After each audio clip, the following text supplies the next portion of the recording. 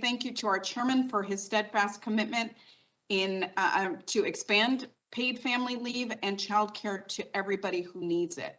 Those two issues are so closely linked because they define our ability to show up for our loved ones, to care for them through life's most challenging moments, and to be able to live life without undue stress and anxiety. Every single one of us has something in common. At some point in our lives, we're going to depend on others to care for us when we can't care for ourselves. It's the way that we arrive into this world, and it's a pretty good bet it's the same way that we'll leave it.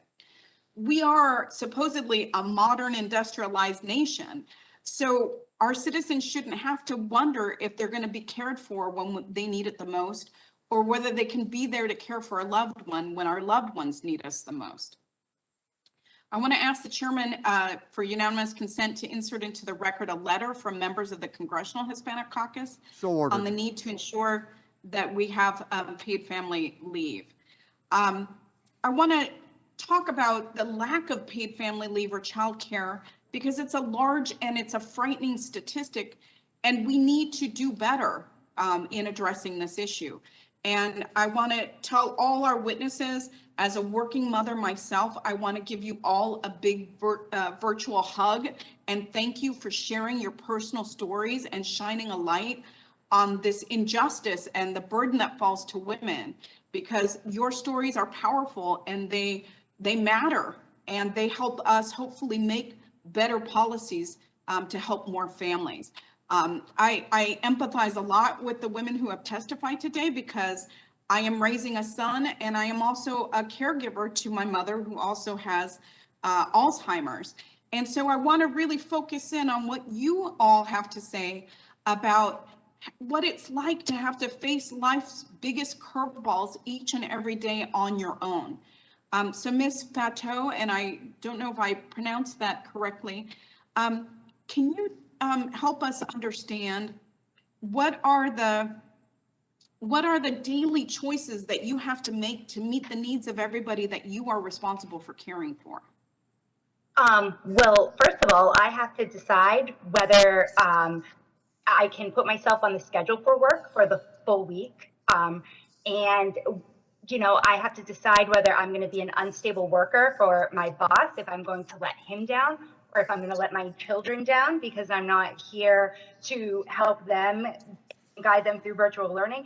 But especially my mom, who she's a psychiatric registered nurse. Okay, so she's very, even if it weren't for the early onset Alzheimer's, she'd be very stubborn to get medical care. So that is just ingratiated in her. So she hid it for so long that the problems I need to fix that go back so deeply, I would need to take a month off just to get me to base level with help, but I still need to pay my bills.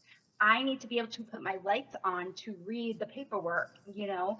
So the decisions that I have to make, I always feel like I'm letting somebody down. I'm letting my boss down, I'm letting my mother down, I'm letting my kids down, all while being, you know, kind of spread out into all of these directions.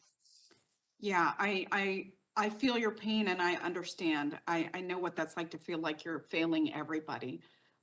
Ms. Braga, I am so sorry that your family has had to deal with so much in this past year, and I'm sure that keeping your family safe through this transition is always at the top of your mind for you, and that the pandemic probably compounds all the difficulties that are associated with separation.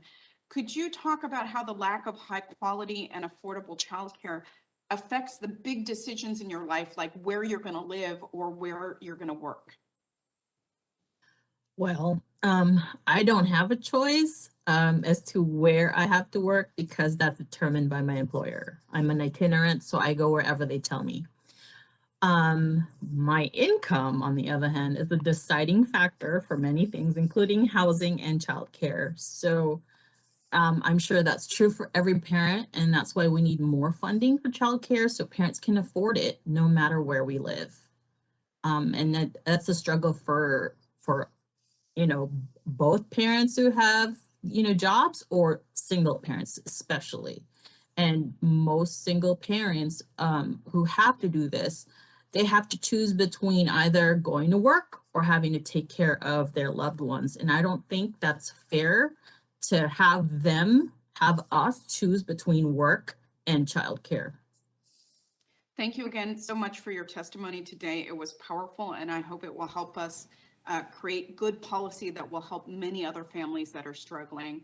And I think if we just say we're going to leave it up to the private sector to devise workplace strategies, that's never going to happen.